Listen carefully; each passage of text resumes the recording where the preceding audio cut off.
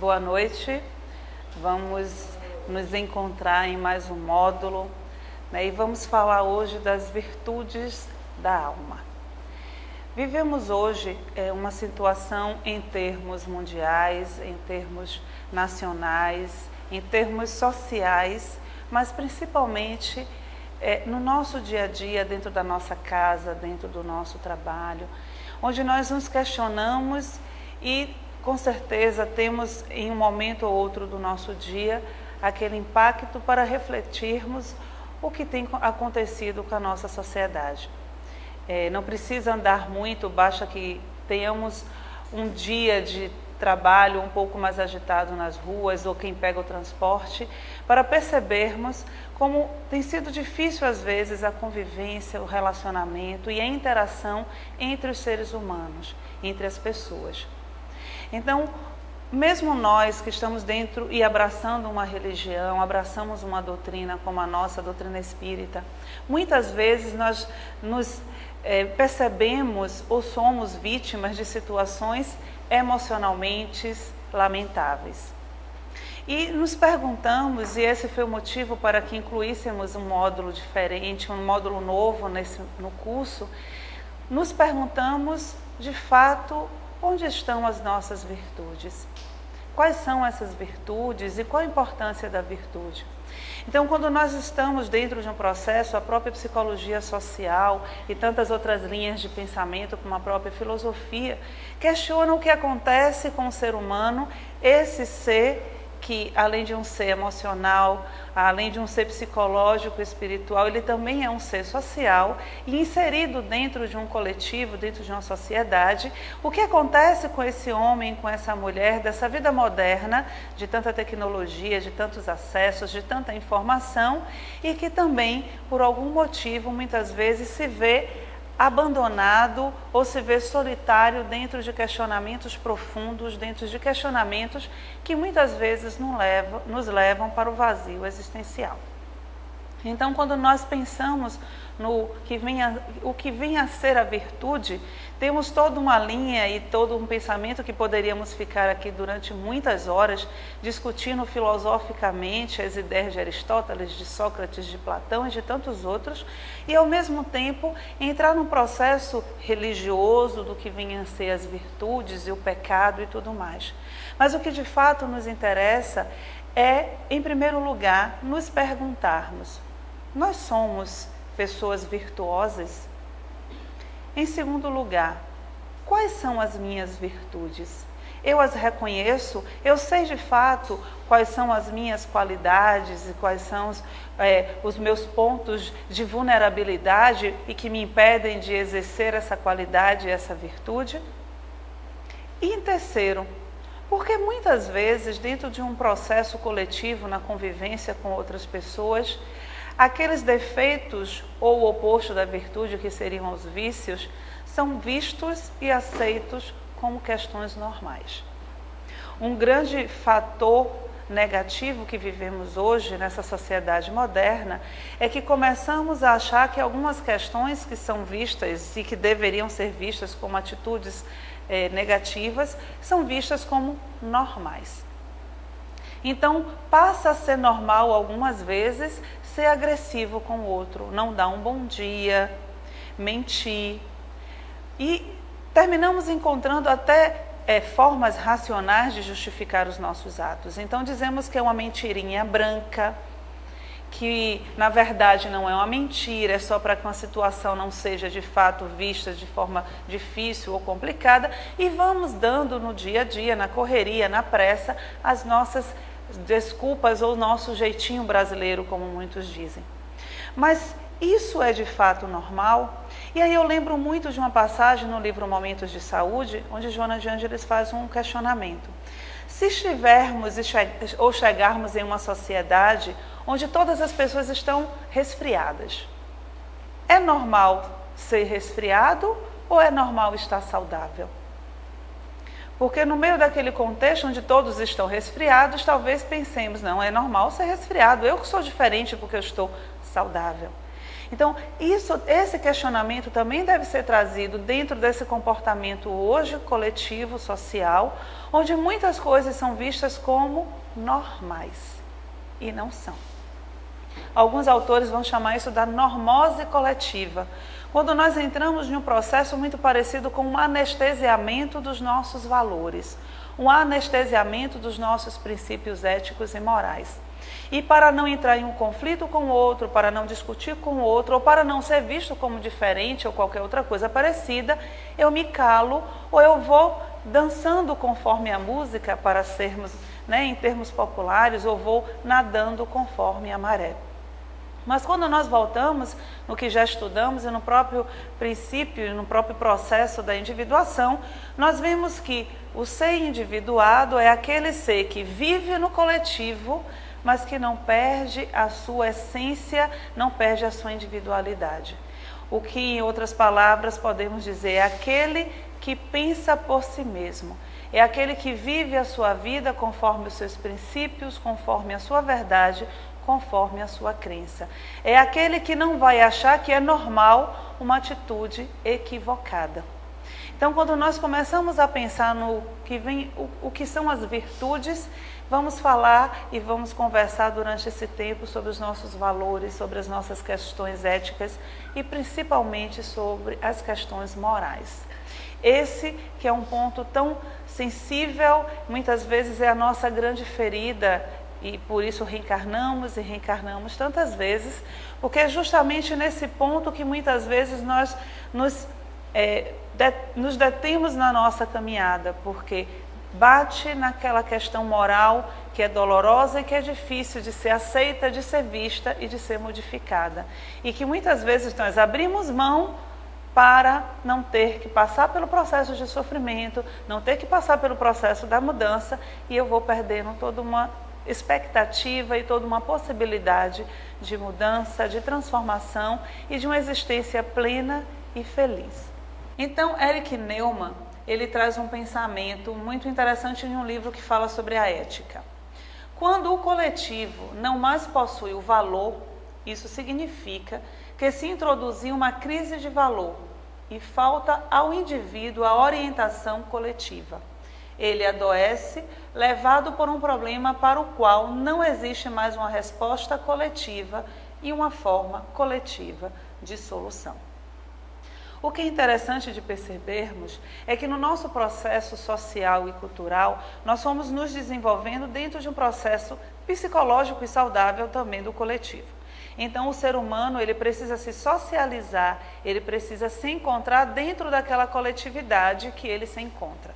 A gente pode perceber isso muito claramente no desenvolvimento da criança.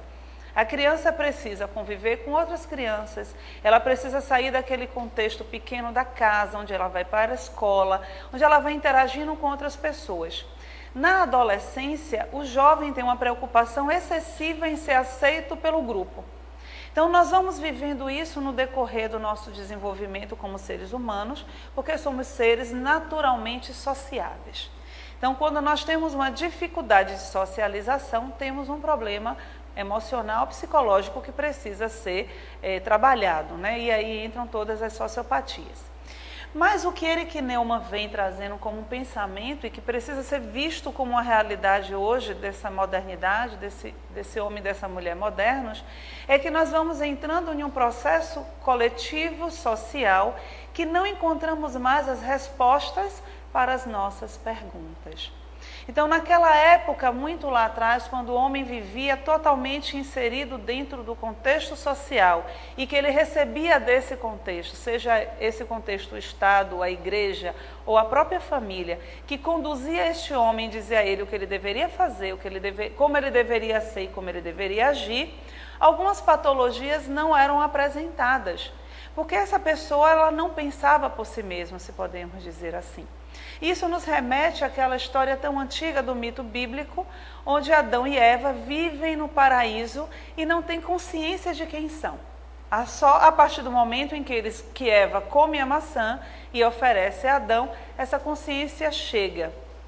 Então, hoje nós vamos vivendo em uma crise que Erich Neumann vai chamar dessa crise coletiva, porque eu já não encontro mais na sociedade que é vivo as respostas para as perguntas internas que aparecem para mim. E para complicar um pouco menos, vamos trazendo para a nossa realidade. É como aquela situação onde eu vivo um vazio, eu vivo uma angústia e eu não consigo encontrar mais aquele alívio que eu encontrava em algumas épocas, quando eu saio, quando eu vou com os amigos para um barzinho, quando eu vou fazer compras no shopping. Eu não encontro mais ali a resposta para a minha pergunta profunda, para a minha dor interna, que fica ali o tempo todo em mim, corroendo. Então, quando isso vai acontecendo, é aquele momento em que o homem está sendo convidado para o seu processo de individuação, para o seu processo profundo de encontrar respostas em si mesmo. Então, vivemos dentro de um processo social, coletivo, mas temos que ter essa consciência de que as minhas virtudes, os meus valores e a minha ética precisa ser encontrada, precisa ser questionada e precisa ser respondida por mim mesmo, dentro de mim, onde as minhas perguntas íntimas, onde as minhas perguntas profundas são realizadas. Então, o próprio homem se queixa, procura respostas, reclama seguranças. Ele já não sabe se são maiores as ameaças externas ou as internas. Crise de identidade, neurose, falta de sentido, insegurança, solidão. Então vamos entrando em um processo, e esse processo que é hoje tão comum para nós, onde nós entramos no que a gente chama da neurose coletiva. E eu vim agora ouvindo no rádio do carro exatamente isso. Pessoas falando da falta de segurança, da instabilidade, do medo de estar às ruas, do medo de encontrar com pessoas, do medo de pessoas desconhecidas. E isso vai provocando uma sensação de insegurança muito grande na vida moderna. Mas, na verdade, o nosso processo, e por isso o questionamento precisa ser feito sempre com muita seriedade, é que todo o movimento externo é um processo interno. Então, se eu vivo hoje dentro de uma sociedade onde não é mais seguro caminhar as ruas, onde não é mais seguro eu encontrar com alguém e falar com esta pessoa e cumprimentar essa pessoa, esse processo que é vivido e visto fora, nesse coletivo, é um processo meu, é um processo interno. Então, como a frase nos propõe, já não se sabe de fato se a maior ameaça é uma ameaça que se encontra fora ou se essa maior ameaça é a ameaça que se encontra dentro. Se o bandido, se o ladrão que está aqui nas ruas atacando as pessoas, de fato é tão perigoso quanto aquele assalto que eu vivo todo o tempo dentro de mim mesma, que me rouba a sanidade, que me rouba os meus valores e que tira de mim a coragem, a força e a persistência para continuar a vida. Então nós começamos a ver que hoje vivemos uma crise, e todos nós sabemos, temos uma crise econômica, temos crises financeiras, temos crises sociais, mas a maior crise, a verdadeira crise que infelizmente vivemos hoje é uma crise moral, é uma crise dos valores humanos, é uma crise onde o homem e a mulher se colocam muitas vezes em uma postura ainda extremamente egocêntrica, extremamente egoísta, onde nós perdemos ou estamos tentando perder a nossa maior habilidade, que é a sociável. É aquela natural habilidade do ser humano de olhar para o outro e de sentir o que o outro sente, de se colocar no lugar do outro. Então, por conta das desculpas que vamos encontrando sociais, por conta da ameaça e dos medos, nós vamos nos animalizando. Tem um pensador que ele coloca, e o próprio Darwin também trazia isso nos seus pensamentos, que o ser humano, ele é o único que tem a capacidade de escolher a vida que vai ter. Ele tanto pode escolher ter uma vida boa e confortável, como ele pode escolher ter uma vida difícil. Mas ele também é o único que está no planeta Terra que, se ele se isola, ele se animaliza. Ele deixa de ser o que ele nasceu para ser. Então, dentro desse processo, dentro de toda essa condição que nós sabemos que temos, de crescer, de evoluir, de ser cada dia melhor, nós precisamos mais do que nunca, porque a nossa crise é essa, entrarmos em contato com as nossas virtudes. Eu preciso de fato conhecer em mim o que eu tenho de bom, o que eu tenho de qualidade, o que eu tenho de força para que a minha vida externa seja uma representação real e verdadeira da minha vida interna. Então, na busca de sua alma e do sentido de sua vida, o homem descobriu novos caminhos que o levam para a sua interioridade. O seu próprio espaço interior torna-se novo lugar de experiência. Durante muito tempo, toda a busca, e por conta da própria ciência e das descobertas científicas, foi vendida a ideia de que seria possível, talvez, em algum dia, comprarmos felicidade, paz, paciência e tantas outras qualidades e intenções e sentidos existenciais na farmácia. E eu fico me imaginando chegando na farmácia e pedindo ao farmacêutico: por favor, eu gostaria de uma caixinha de felicidade. E aí ele traria e nós ministraríamos as nossas pílulas de felicidade durante todo o dia, né? Mas infelizmente, ou melhor, felizmente, isso não é possível. Porque essa busca é uma busca interna, é uma busca da alma. Então, como Leon Bonaventure nos coloca, nessa busca do sentido da vida, nós também começamos a perceber que não é lá fora que eu vou encontrar as respostas, mas dentro de mim, onde existe um espaço, onde eu vou encontrar a minha sombra, onde eu vou encontrar dentro desse lugar e como própria passagem desse caminho, as minhas qualidades, o meu tesouro, como a própria mitologia propõe, mas onde eu vou encontrar Deus. E é nessa busca de Deus, é nesse processo onde nós vamos tentando encontrar respostas e respostas e respostas, que o homem volta para si mesmo e busca Deus, busca a sua alma e busca o seu sentido. Então, muitas vezes, nós entramos no processo da queixa, da reclamação, adoecemos, buscamos respostas prontas e não compreendemos que a própria vida, na sua sabedoria e na misericórdia de Deus, nos coloca muitas vezes em condições lamentáveis e difíceis, de situações onde precisamos adoecer fisicamente ou emocionalmente, para que possamos ter a coragem de olhar no espelho de nossa alma e perguntarmos, de fato, quem somos. Viktor Frankl, na sua proposta logoterapêutica, ele faz a seguinte pergunta: quem é de fato o homem? Qual é de fato o sentido da nossa vida? E ele, nas suas pesquisas e nas suas descobertas, com toda a experiência que viveu nos campos de concentração, ele vai perceber que aqueles homens que estão ali, vivendo naquela condição lamentável, aqueles que têm fé, vivem melhor ou morrem melhor. Mas aqueles que não têm fé, realmente sofrem muito mais porque têm a ideia de que a vida vai acabar exatamente ali. Que não tem ninguém, que não tem nada superior que olhe por eles. E é justamente nessa proposta que ele nos traz da logoterapia que ele vai dizer: o homem não é um homem que busca o prazer, como a psicanálise trouxe algumas vezes. Não é aquele que quer o poder, como Adler nos colocou. O homem não é um ser puramente sexual, libidinoso, como Freud nos trouxe. O homem é o ser que busca o sentido da vida. O homem é o ser e o único ser que realmente tem condições de encontrar com Deus em si. Basta que ele faça o seu processo de autodescobrimento. Então é justamente nessa busca que esse homem vai encontrar agora, não mais lá fora, mas aqui dentro, a resposta das suas grandes perguntas, o seu sentido existencial.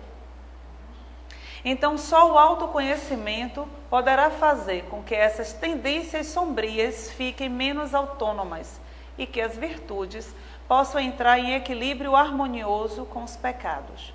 Pois, no íntimo de cada ser humano, tanto as virtudes quanto os pecados estão potencialmente presentes. Tudo é uma questão de consciência e autoconhecimento.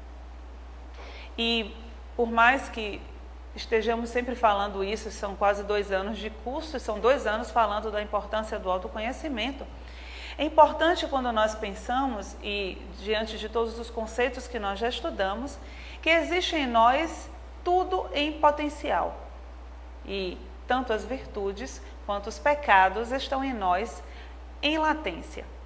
Toda a questão é, não só o que eu ponho como prática na minha vida, mas aqueles que eu conheço profundamente.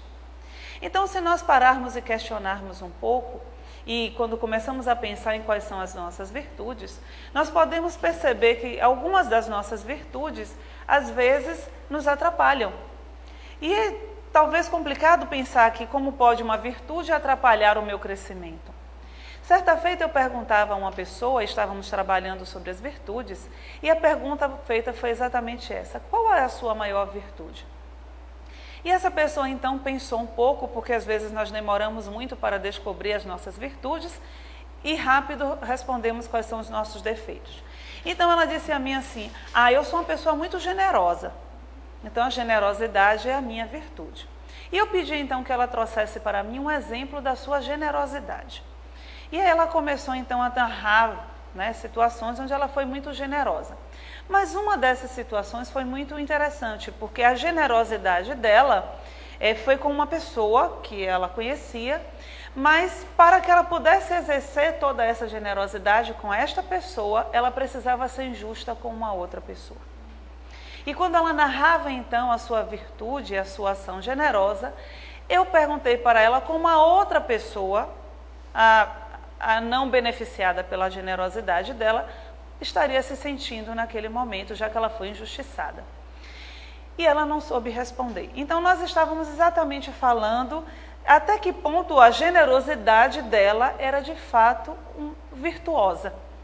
Até que ponto essa sua generosidade é tão virtuosa assim, porque ela era virtuosa para quem recebeu a generosidade, mas para a outra pessoa aquilo era uma injustiça.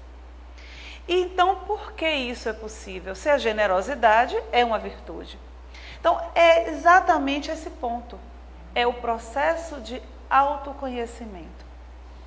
Aristóteles dizia que a virtude é uma justa medida.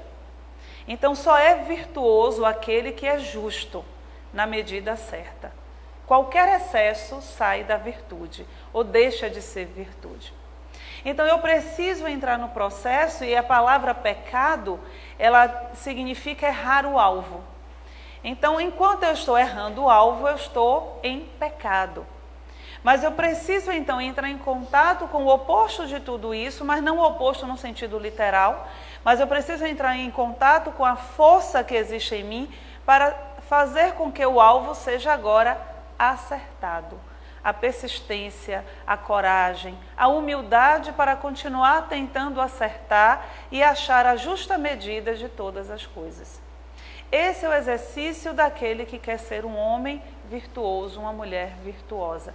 É encontrar justamente e reconhecer principalmente que em mim existem as virtudes, mas em mim também residem os pecados, ou o contrário das virtudes, os vícios. E toda vez que eu entro em um conflito ou um oposto daquela virtude, eu estou vivendo um vício moral, uma não atitude positiva. Eu estou indo contrária às leis que me proporcionam o crescimento, que me proporcionam toda a possibilidade de crescimento e de integração com o ser, com a plenitude que sou. Então, é só a partir do processo consciente de autodescoberta, do processo real do autoconhecimento, que eu tenho como encontrar em mim a potencialidade da virtude, mas também a potencialidade do pecado, ou de errar o alvo. Ou seja, todos nós estamos num processo de crescimento, de aprimoramento, e nessa caminhada vamos cometer equívocos. Mas uma das primeiras virtudes desse processo é justamente a possibilidade de reconhecermos o nosso erro.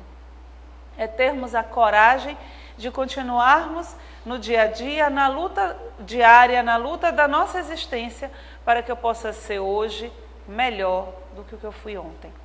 E esse é o grande exercício do homem de bem. O homem de bem não é aquele que já nasceu pronto, mas é aquele que tenta a cada dia ser diferente. É aquele que a cada dia reconhece em si a sua qualidade e o seu defeito e tenta aprimorar tanto um quanto o outro. Porque, como o próprio Carl Gustav Jung diz, não podemos parar no nosso processo de plenitude, dentro da nossa visão humana do que seria ser perfeito. Mas precisamos estar a todo momento e a todo instante percebendo que podemos ser perfeitos, perfeitos e perfeitos.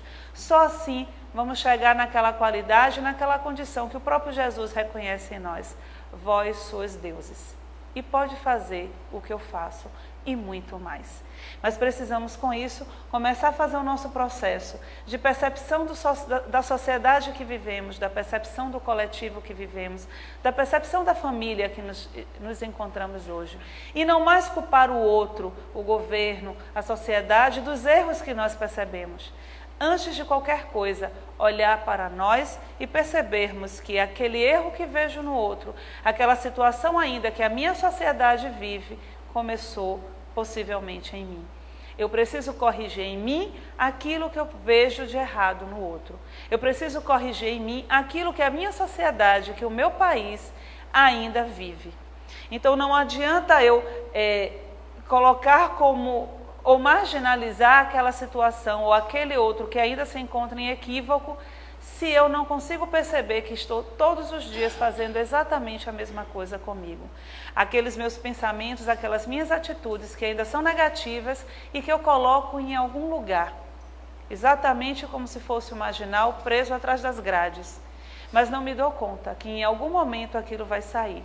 Vai sair, vai atacar o outro, vai sair, vai consumir a minha energia, ou simplesmente eu vou me deparar com uma situação lamentável na sociedade e vou querer punir aquele que está lá fora. Não que isso não tenha que acontecer em termos de justiça, mas o fato de não reconhecer em mim aquilo que existe lá fora e existe no outro, termina fazendo com que a nossa sociedade ainda se veja em uma condição, durante muito tempo, passando pelos mesmos erros, passando pelas mesmas situações desnecessárias. Tem um poeta, Rilke, que ele traz um pensamento muito profundo e ele nos faz questionar sobre as nossas queixas e as nossas tristezas. Então ele vai dizer assim, mais ou menos, que a pior tristeza e a mais dolorida tristeza é aquela que nós colocamos do lado de fora e oferecemos aos outros, para que os outros, com seu barulho e com suas vozes, resolva a nossa tristeza. E essa tristeza se torna realmente muito dolorida, porque eu nunca vou encontrar resposta lá fora. E como os outros não sabem o que fazer da vida deles, eles também não vão saber o que fazer da minha vida. Então é exatamente na proposta e no convite do autoconhecimento que eu tenho como encontrar em mim, não só os meus pecados, mas principalmente as minhas virtudes. Então virtude em grego se diz arete ou arete, significando aquilo que torna uma coisa boa e perfeita naquilo que é, ou melhor ainda, significa aquela atividade ou modo de ser que a aperfeiçoa cada coisa, fazendo-a ser aquilo que deve ser. Vamos tentar diluir isso para que possamos todos nós exercitar a virtude. Então, virtude significa aquilo ou aquela atitude que torna uma coisa boa e perfeita naquilo que é. E os gregos, quando falavam de virtude, eles traziam muitos exemplos, principalmente com a natureza. Então, o pensamento era mais ou menos assim: um cão é virtuoso na arte de ser cão, porque o cão late, e late muito bem. E quanto mais este cão aprimora o seu latido, mais virtuoso este cão é na sua capacidade de latir. Então, trazendo para a nossa vivência, virtude seria todo o ato onde eu tento a cada momento fazer com que uma coisa seja melhor do que o que ela já é. Então, vamos imaginar nas pequenas coisas do dia a dia. Fazer o café da manhã. A cada dia, quanto mais dedicação você dedica ao seu café da manhã, você está tendo uma atitude virtuosa. Porque eu estou me aprimorando ou aprimorando, não o ato de fazer o café em si, mas aquele momento de estar com a família, aquele momento de estar na convivência ou aquele momento de estar comigo mesma. Então, todo o nosso processo, quando pensamos na questão da virtude, e também trazemos o pensamento no conceito da proposta de individuação, vamos percebendo que fazer o processo de individuação, fazer o nosso processo de autoaprimoramento é, consequentemente, um ato virtuoso. Então, aquele que se propõe a sua mudança, aquele que se propõe a fazer um processo consciente de individuação, ao mesmo tempo se propõe a um processo virtuoso, se torna um homem e uma mulher virtuosos. Então, a virtude, voltando para o conceito grego, significa ainda aquela atividade ou modo de ser que aperfeiçoa cada coisa, fazendo-a ser aquilo que deve ser.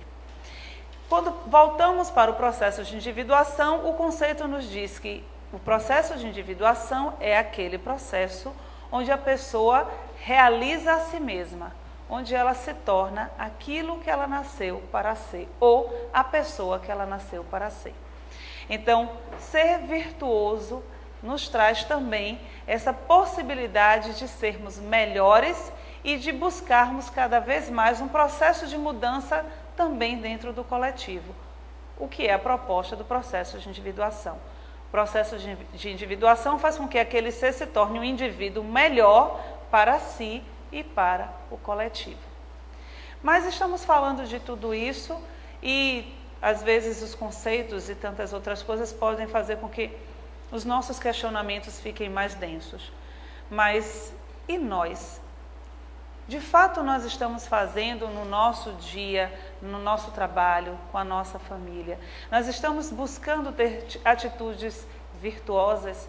Nós somos aqueles em que falamos e queremos que o mundo ou que as pessoas mudem, mas nós ainda não estamos fazendo a nossa parte.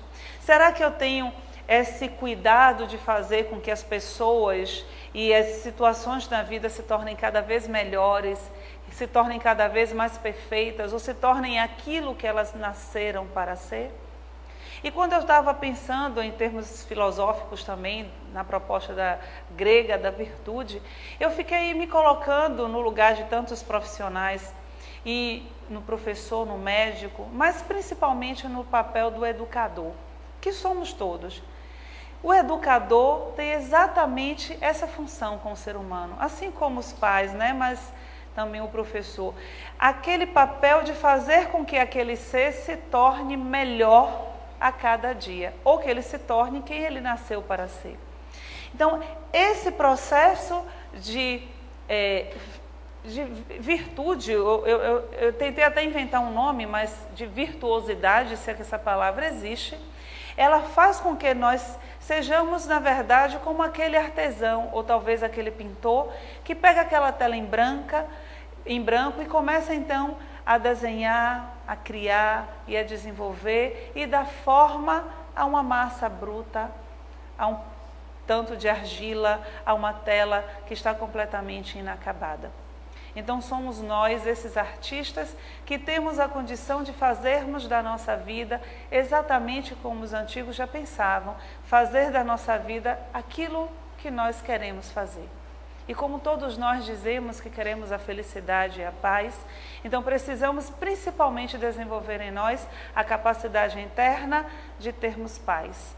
Paz interna, felicidade interna, para que essa vida coletiva externa possa realmente retratar aquilo que eu busco, para que eu possa ter o pincel na minha mão e construir então essa paz que eu tanto busco no mundo. E dentro desse processo então, fazer com que a virtude, como a própria condição grega nos propõe, possa dar a nós o poder de tocarmos nas coisas e transformá-las. Fazer com que tudo aquilo possa virar ouro, mas ouro no seu sentido alquímico, no sentido da transformação profunda do nosso ser e da nossa sociedade. Então Sócrates nos diz que o homem, para ser virtuoso, ele não precisa renunciar aos prazeres. A virtude deve levar o homem a uma vida perfeita, não a negação dessa vida. E esse pensamento de Sócrates é muito profundo e muito interessante, porque muitas vezes nós entramos num pensamento de que ser virtuoso é se isolar do mundo, é não viver intensamente a vida, é não viver a vida como ela precisa e deve ser vivida. E Sócrates então vai dizer que não, porque se eu nego a vida, eu não sou um homem virtuoso, eu não estou buscando essa melhora. E eu lembro muito das palestras e da própria mentora, da proposta e tantas vezes, quando ela nos coloca que a condição do nosso crescimento passa pela convivência com as dificuldades do dia a dia, passa pela convivência com o meu familiar difícil, passa pelo próprio conflito. E como a própria mentora nos chama a atenção, o conflito, a crise, também significa crisol, o brilho do sol, aquilo que brilha e que chama a minha atenção para uma mudança, para uma necessidade de transformação. Então, Sócrates nos traz exatamente isso, que ser virtuoso requer de mim a vontade de viver a vida na sua intensidade. A vontade de estar presente na minha vida e de querer estar usufruindo de tudo que ela traz para mim. E é muito importante pensarmos nisso hoje em uma sociedade que, infelizmente, o índice de doenças emocionais cresce a cada dia, onde a depressão, as síndromes de pânico, as fobias sociais, quando não o próprio suicídio e transtornos outros, como a própria obesidade, vem crescendo a cada dia na nossa sociedade, porque as pessoas estão buscando preencher o vazio de forma ainda equivocada. Fugir da vida, correndo atrás ou ficando atrás das telas do computador, ficando atrás ainda, fechado no quarto, porque a suposta segurança dentro de casa acontece. Então nós que somos aqueles que acreditamos em um mundo melhor e que queremos de fato viver uma vida virtuosa, precisamos ter vontade de viver a vida na sua intensidade profunda, estarmos a cada dia dispostos a acordarmos e vermos a vida e o dia com um olhar novo e diferente. Porque se nós estamos nesse processo real de mudança, cada dia é um novo dia, literalmente, porque somos uma pessoa diferente daquela pessoa que deitou na cama e dormiu. Então, todos os dias quando acordarmos, precisamos ter o olhar de que hoje é um dia novo, mesmo que os problemas de ontem ainda insistam em aparecer hoje. Mas a pessoa de hoje tem uma condição completamente diferente de resolver esse problema, porque hoje eu sou uma pessoa diferente da pessoa que eu era ontem. E precisamos voltar e buscarmos a proposta de, antes de dormir ou no final do nosso dia, perguntarmos o que fizemos da nossa vida naquele dia. O que eu errei ou o que eu deixei de fazer, para que amanhã eu possa, de fato, tentar fazer diferente, tentar fazer de uma forma melhor, porque fazer de uma forma melhor é ser virtuoso. Fazer com que o meu dia seja um dia melhor é ser uma pessoa virtuosa. Então, Joana nos traz, desenvolvem-se, no caso das virtudes, desenvolvem-se com o valor do sentimento e crescem em horizontalidade na direção das criaturas e em verticalidade no rumo de Deus, com absoluta segurança do êxito nos resultados do empreendimento, sem a preocupação do tempo ou do esforço que lhes sejam necessários. As virtudes desenvolvem-se com o valor do sentimento e crescem em horizontalidade na direção das criaturas e em verticalidade em direção a Deus. Quanto mais virtuoso o homem se torna, mais caridoso ele se torna, no sentido mesmo de troca afetiva com seu irmão. Mas, principalmente, verticalmente, ele se aproxima de Deus. Então, quando pensamos nesse processo de mudança e de questionamento dos nossos valores, dos nossos reais valores, percebemos que naturalmente nos tornamos uma pessoa maior e melhor para a nossa sociedade e principalmente compreendemos a essência do nosso ser e nos aproximamos de Deus. E voltamos de novo então para nosso encontro com o nosso Deus interno, encontro com essa força maior que existe em nós. E muitas vezes buscamos as respostas fora e muitas vezes nos vemos presentes no trabalho social dentro da casa espírita, mas as nossas angústias permanecem conosco.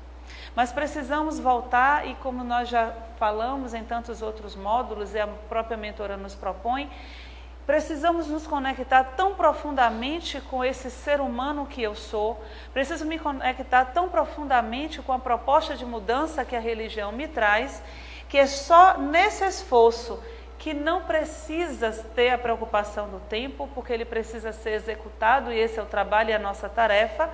Só nesse trabalho eu consigo de fato fazer o crescimento verdadeiro e real, que é o crescimento vertical para Deus. Então, as virtudes, continuando a mentora, são a presença do amor e da sabedoria de Deus pulsando nas artérias da alma, até exteriorizarem-se em forma de ações dignificantes e sacrificiais. As virtudes é a presença de Deus, da sabedoria de Deus pulsando nas artérias da alma. Emmanuel, em Um Consolador, ele vai dizer que a virtude vai acontecendo e se aprimorando no ser a cada nova existência. E isso é interessante porque nós começamos a então voltar para o conceito do próprio arquétipo. As virtudes existem em nós e a cada nova existência nós temos a capacidade e a condição de sermos cada vez mais virtuosos. E quando a mentora nos traz que é exatamente na exteriorização da virtude que nós vamos percebendo a presença de Deus em nós.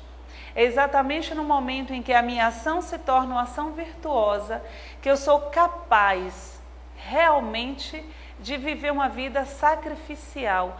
Não no sentido do sacrifício como o ego entende, mas no sentido real da palavra, do sacro ofício, da dedicação total, da entrega total, daquele que acredita e que vive a vida de fato e realmente como ele acredita.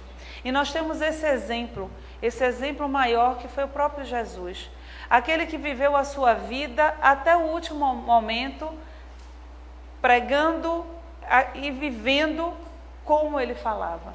Aquele que a sua voz, o seu pulsar é exatamente dentro daquilo que ele acredita, da sua verdade, da sua ética, da sua moral. E é justamente isso que a gente vai chamar do sacrifício, daquele que vai ser capaz de ir até o limite da própria vida física, mas vai fazer com que sua vida se realize conforme aquilo que ele acredita, conforme aquilo que ele prega. Então, toda virtude, e isso é a resposta do Livro dos Espíritos à pergunta 893.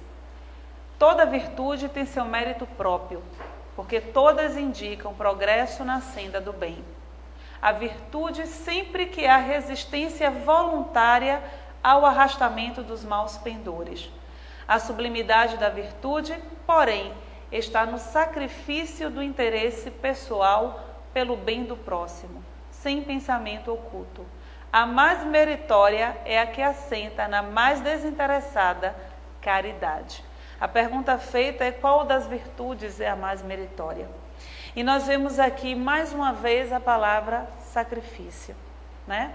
Todas as virtudes são meritórias, todas, principalmente quando há uma resistência voluntária da pessoa a não se deixar arrastar pelas más tendências. É o esforço permanente e contínuo de ser uma pessoa melhor. E quanto mais se faz isso, mais eu vou ter a capacidade de compreender a necessidade do outro. Porque sai de mim, e aí eu volto para aquele exemplo que eu trouxe. Eu sou generosa, mas sou generosa na justa medida da generosidade, sem ser injusta com o outro. Porque por detrás da minha generosidade ainda residia uma necessidade de valorização, uma necessidade de reconhecimento. Então a virtude ela é meritória quando não existe mais nenhum pensamento oculto no meu ato virtuoso. Porque o meu interesse real é promover o bem, principalmente para o outro. Porque quando eu faço o bem desinteressado ao outro, esse bem já me fez bem antes, mesmo que eu não tivesse nenhuma intenção de que aquela atitude, aquela ação fosse meritória para mim. Então, fazer o bem é bom, principalmente para quem faz. Mas essa atitude só sai dessa forma, só acontece dessa forma, quando eu estou vivendo e estou me buscando e me investigando para que a minha ação não saia contaminada pela minha sombra. Então, Jesus, o exemplo das virtudes por excelência, sublimando a caridade do amor e do perdão para com todos, aguardava pacientemente o momento extremo do sacrifício, para confirmar que somente na renúncia e no devotamento, até a doação da própria existência terrena, é que a felicidade se faz possível. E naquele momento onde todos o negaram, aquele momento onde Jesus se encontrava ali, diante de Pilatos, que teria o poder terreno de decidir qual seria o seu destino, o seu futuro, ele, com toda a sua paciência, com toda a sua compreensão e caridade, foi até o fim, acreditando e fazendo-se fiel a tudo o que ele dizia. Aquele era o grande momento de Jesus tornar-se o Cristo, mostrar para os seres humanos que tudo o que ele dizia era a mais pura e profunda verdade.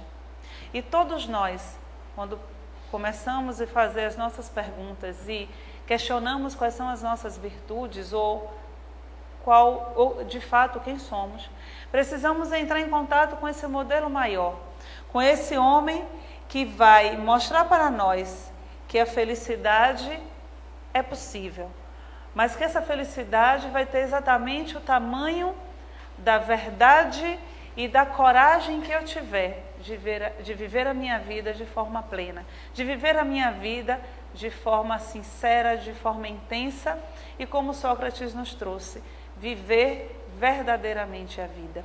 Viver a vida no seu sentido principal, porque a maior de todas as virtudes é o amor. E o amor é a única virtude capaz de modificar o mais bruto dos seres. Então eu preciso desenvolver em mim e buscar em mim esse amor, buscar desenvolver em mim para que eu possa amar ao outro, assim como eu amo a mim mesmo. Mas esse princípio vai ser sempre aquele: eu só sou capaz de fazer isso se eu tiver todo o conhecimento necessário e toda a coragem de amar o ser que sou no estado que sou. Porque me amando, eu vou ter a condição de amar o outro como Jesus me propôs. Muita paz e até o nosso próximo encontro.